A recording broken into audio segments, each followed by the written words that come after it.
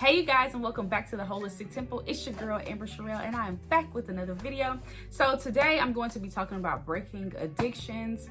If you saw my last video, if you didn't see my last video, I will put it up in the cards so that you can go watch that.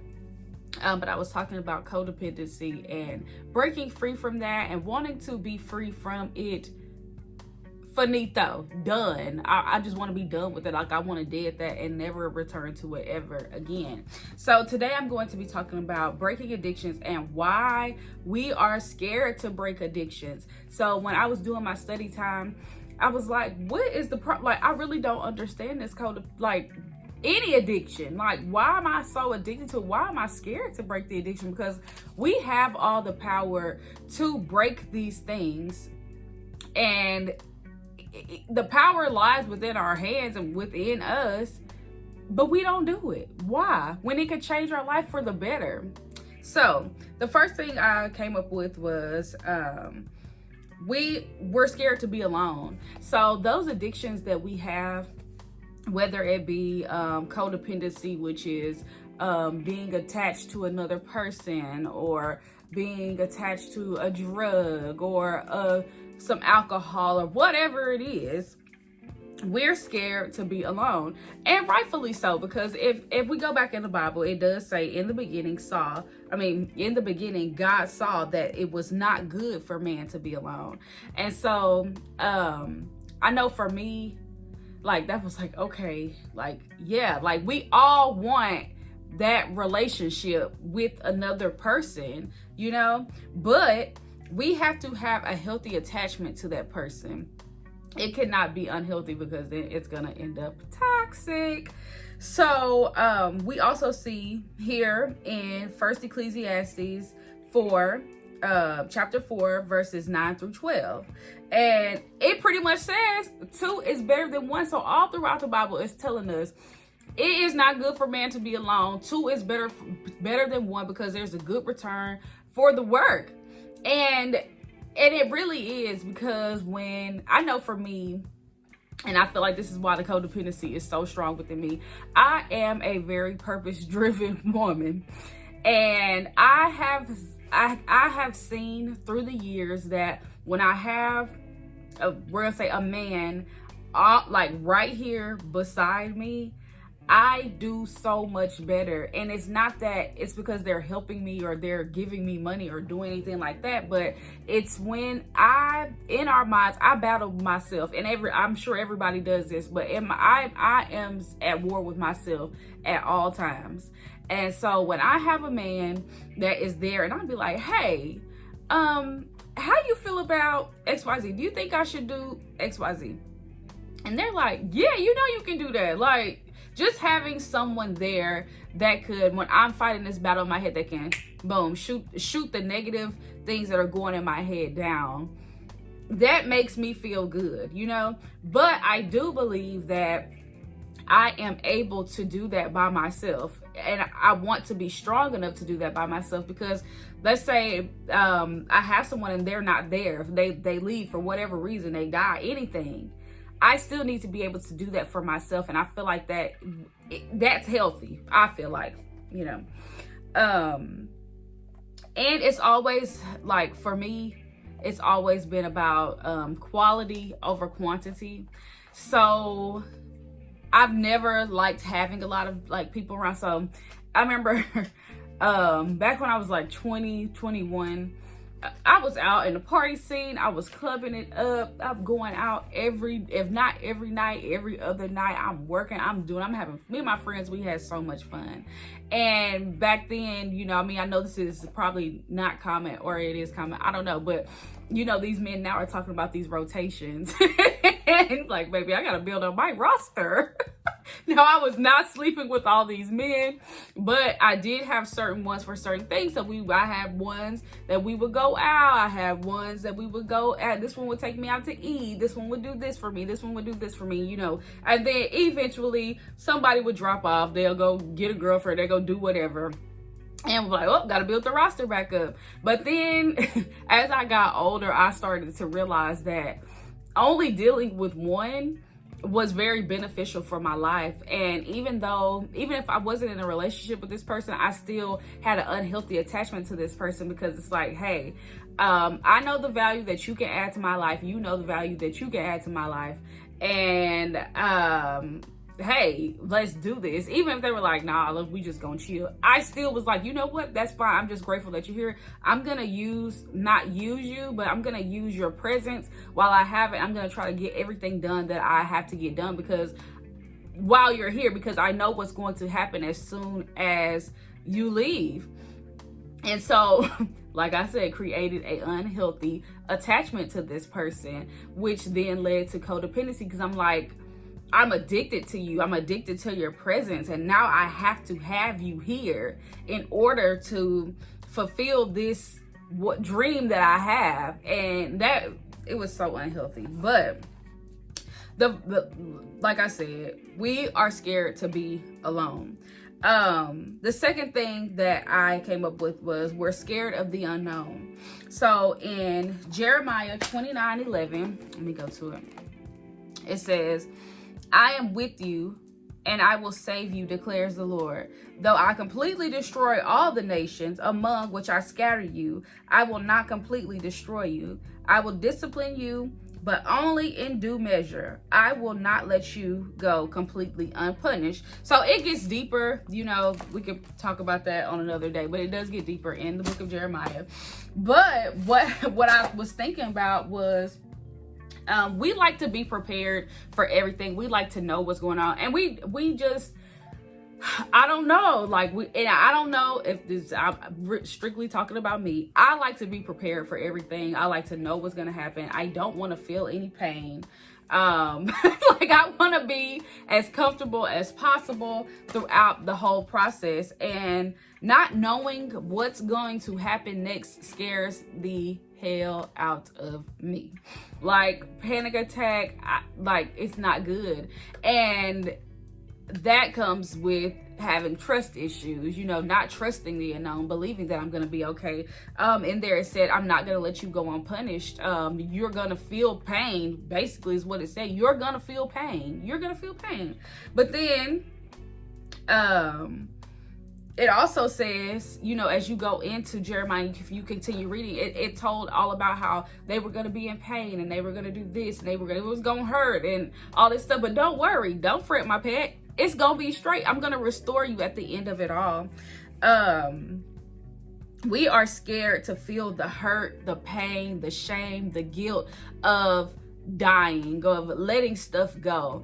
And before I made that video on Saturday, I had not realized that I had already, I couldn't quite call what it was, but I had already worked through it, and I was already in the middle of feeling, I had already felt the guilt, the shame, the embarrassment, the feeling like I was invisible, and that was the death.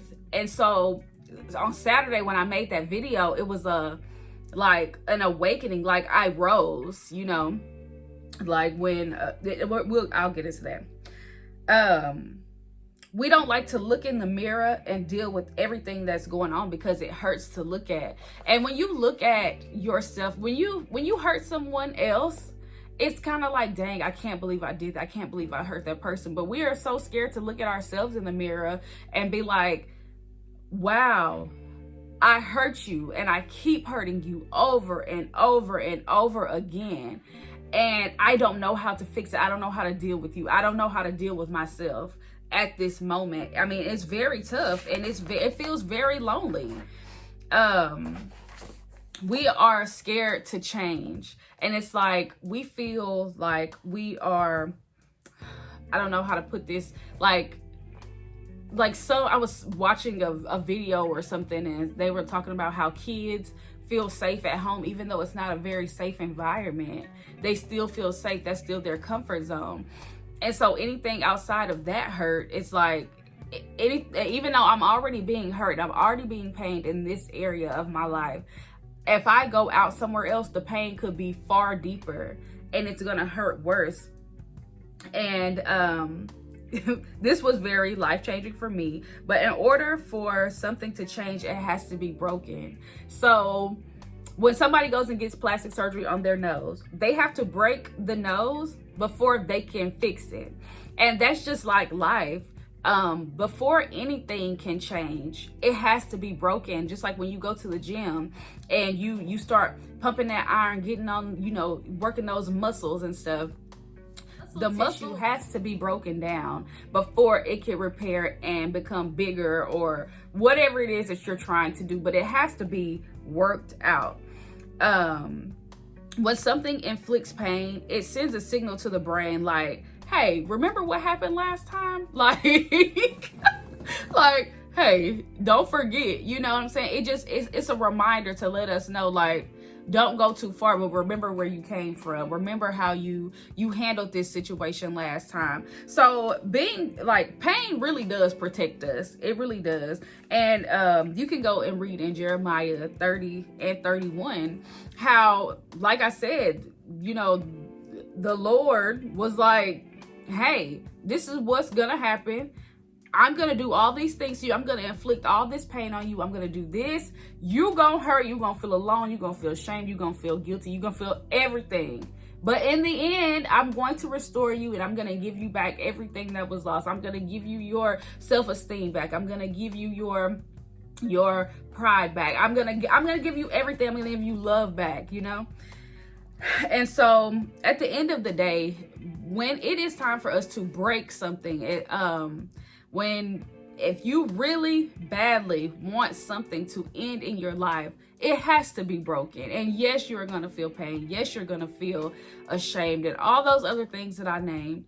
But in the end, like I said, you are going to be okay. But at the end of the day, it's all about trusting the process, trusting that you are taken care of and that you're not going to die a physical death, you know? So the last thing is we are comfortable. And I did talk about that in the last thing I said, but we can handle a certain amount of pain. And then it's like anything outside of that pain, we think it's going to be far worse. And it could be far worse, you know, but we will never know if we never sit in it, deal with it, and actually move past it. I know for me, I've had the same type of man 3 times. And I can almost look at all of them and be like, oh my God, like, are y'all related in any kind of way? But I know for me, it was so hard for me to walk away from these codependent situations because I was used to a certain type of hurt. So when the first man hurt me, which I was really just hurting myself at the end of the day. I'm not putting blame on anyone. But when I got hurt the first time, it was almost like, oh, wow. Okay, I can handle this. Like, it hurt like hell. Oh, my God, it hurt. But it was that hurt, but I can deal with that because I've dealt with it before. And he always comes back to me. He always comes back to me. And so me and this man would go years. And then he would come back. And then he would go years. And then he would come back. And I'm like, man, that's love. So in the years that he would be gone, I would, get with somebody just to get my mind off of it. And as soon as he would come back, I would drop them and go back to him. So when I finally decided that I was going to let that go, I swear I did not even give it 2 weeks. I did not give it 2 weeks and I was already mixing and mingling with somebody else. And I had already got this attachment to this person because I felt like it felt like it did in the beginning with the first man. It was like, oh my God, I just felt this life from him and I felt so good and he made me feel so beautiful and loved and welcoming and everything. He gave me all the feels, okay? And meanwhile, I'm still letting go of this other man. I'm having to mail stuff. I'm having to send off clothes. I'm having to do all kinds of stuff for this other man. I decided in the middle of it, you know what? I'm not going to do this. I'm not sitting in your shit. I'm not doing this. I'm not doing this. I'm out. Deuces. I'm gone. So I did not really work on the healing with that. I just let it go and I moved on to another man real quick. Well, then I started seeing patterns, 2 months passed and I start seeing patterns of the hurt that I felt with the last man. And I'm like, you know what? It's okay. I don't even care because I felt this pain before. I know how it feels. Hey, it can't be no worse than what I already went through. I've already been through this before. And so then when I decided that I was going to let go of this one, I went and got another one. And this one was laid it on thick. It was so, I was like, oh my God, it was so fulfilling. Oh, it felt so good. And then I started seeing the patterns, and I said, you know what? This right here, this is love. This is what love is. I know people think that love is you're not gonna go through anything, and you gonna go through some stuff. And I've been through this before, so I know this time, this is love. This time, this man right here is gonna stick with me. And again, didn't happen. And I, in my mind, was just telling myself, like, this is love. Like, this is what love really is. And no, it wasn't. It was codependency. And even though I didn't fully understand what I was trying to let go of, it's like my soul inside of me, like, just knew, like, it was my heart's desire to let go of this and to find a real true love. And that real true love was within me, and it was me. And I feel so much peace. And I've never felt like this before, and it's like I don't want to let it go, like, ever. So anything that doesn't serve me, I can't do it. I can't do it. And so that's when I realized that the addiction that I had was gone. When I loved myself enough to say, I'm not gonna hurt you anymore. I was looking for someone to love me, for someone to protect me, someone to validate me, and I wasn't even doing that for myself. No, I was not gonna cry on this. Hold on, let me see. I was comfortable, I was stuck, and being comfortable, even though we all make it seem like being comfortable is safe, like it was a safe place for me. And it wasn't. It was the most dangerous place in my life, to not be able to protect myself and to not be able to love myself. And you always protect what you love. And I just was out there just open, just wanting just anybody to see me and love me and want me. And so with that, they can come in because they don't know me for real. They're not here with me every day. So they can't protect me and love me the way that I need to be loved because they don't know me. And so the only way that can happen is if I know me. And when I tell you this is the best relationship I have ever had, I don't even know if I want to let it go. I don't want to let it go. But I mean, if I even want anybody to come in and to have the potential to even hurt me, like, it's just so peaceful here and it feels so good. Okay, I have one last thing. Before Jesus got on the cross and endured all that pain, he knew what he was up against, and he knew the pain and suffering was a part of the ascension, which is what made him a king. He endured the pain, he suffered, he felt alone, humiliated all in public. And that's how we're going to feel. That's how you're going to feel when you're trying to break an addiction with anything. And I know this is not the first thing that I'm going to have to overcome. There's many things that I'm going to have to overcome. And it's going to be the same thing. It has to be broken in order to be restored.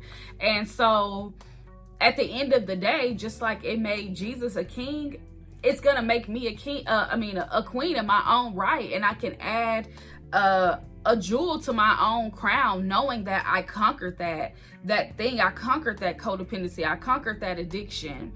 And now I'm ruler over it. It has no power over me anymore. I was a slave to the codependency. And knowing now that I am free, it feels so good. It's like waking up and like just being refreshed and just feeling like you just got some good sleep. But that's all I have for this video. I know it's kind of long. If you stayed to the end, thank you so much. I will be talking more about this for the rest of the month, just as I just work through all the emotions and learning how to pretty much walk again and put myself out there in a healthy way, and letting people in, not hardening my heart, and letting people in a healthy way, and not having that codependency attachment. So like I said, thank you so much for watching my video, and I will see you guys on the next one. Bye.